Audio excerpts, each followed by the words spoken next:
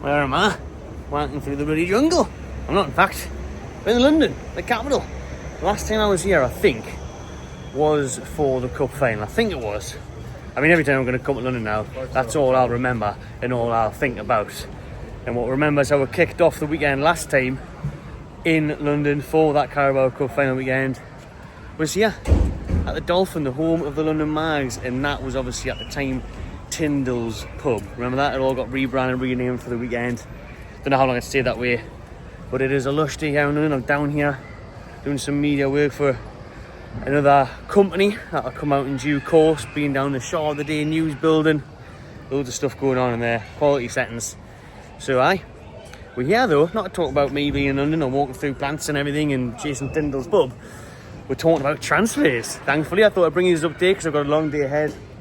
Then I'm travelling back to Newcastle on the same day on the train. So we're out and about, lunchtime. Let's have a little catch up, people. Hopefully this video can get uploaded down here with this internet connection and stuff, see what it's like. But thankfully, there is some fantastic news to be had, and that is that Anthony Elanga is coming here, the Dolphin, for a pint. He's not really, wish he was, that'd be great. But if Tyndall was there, that'd be good as well, chat to him. But they're not. Tyndall's in the Toon. Tyndall's taking train again. Lads were back yesterday, and Elanga will be joining them very soon. In fact, he'll be landing in Newcastle later today. The medical is happening today, so all things are looking good for Anthony Elanga at Newcastle.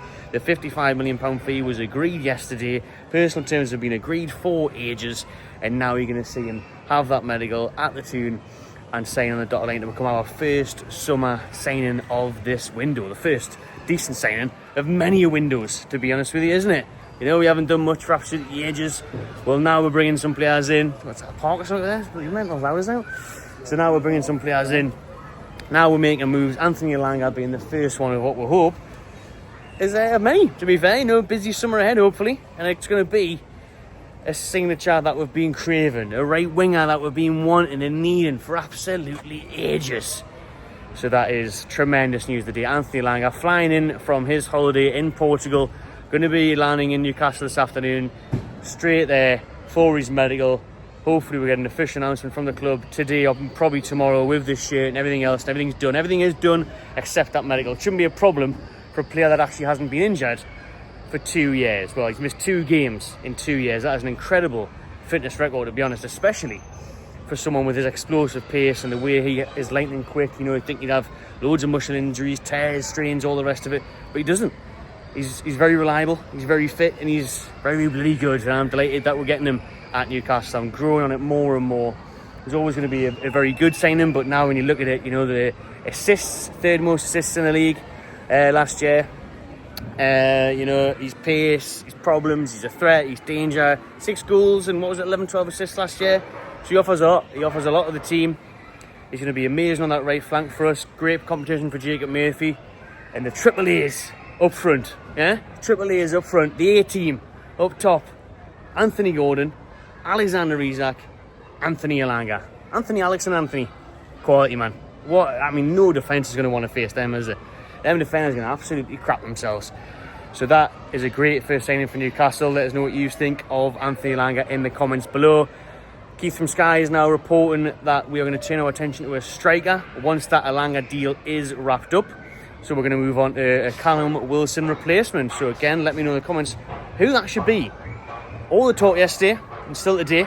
Funny enough, it was TalkSport who broke the news yesterday about Newcastle being in fresh talks with Calvert-Lewin. I've been asking them because I've been at the news building today and they're at the top deck. So not good for my heights. Not a big fan of heights. I was chatting to them. They were saying that that is the case. You know, Calvert-Lewin is in talks with Newcastle. We are in mixed things whether or not he'll come, whether or not we want to meet his wage demands. Obviously, he's a free agent, so there's no transfer fee, which is great. Helps with FFP and PSR. It really helps, you know, us focus on other positions and spend the money there. But then it also means that he's going to demand a signing on fee. He can demand whatever bloody wages he wants. There's talks that Man United are interested in him. He's got quite a few suitors, to be fair. I think it's because he's a good option. I said it yesterday in the video. Is Calvert-Lewin really exciting? Is he amazing? No.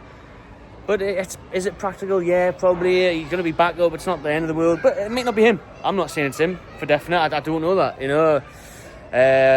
We don't know who it's going to be. It could be someone completely out of the blue. There's other names that's being linked today.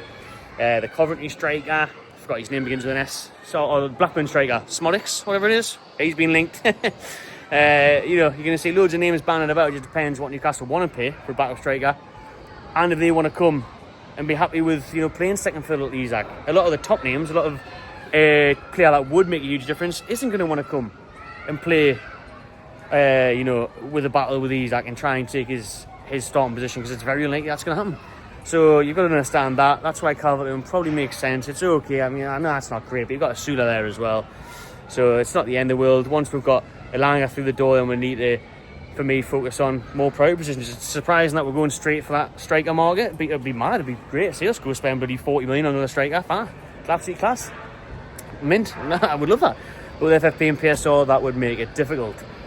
Like I said, for me, we should be focusing on getting that Trafford deal over the line. That's been very close for ages now. We need that goalkeeper, play out from the back, competition for Nick Pope.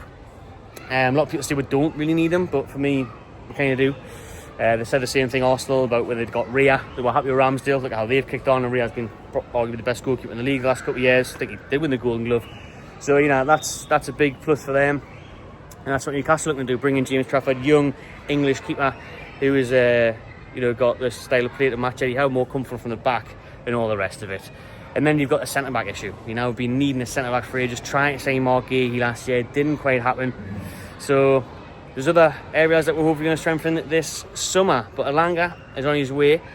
He will be arriving in Newcastle today. He will be on his medical day ahead of that £52 million move, with maybe a couple of million add-ons, taking it up to 55 million.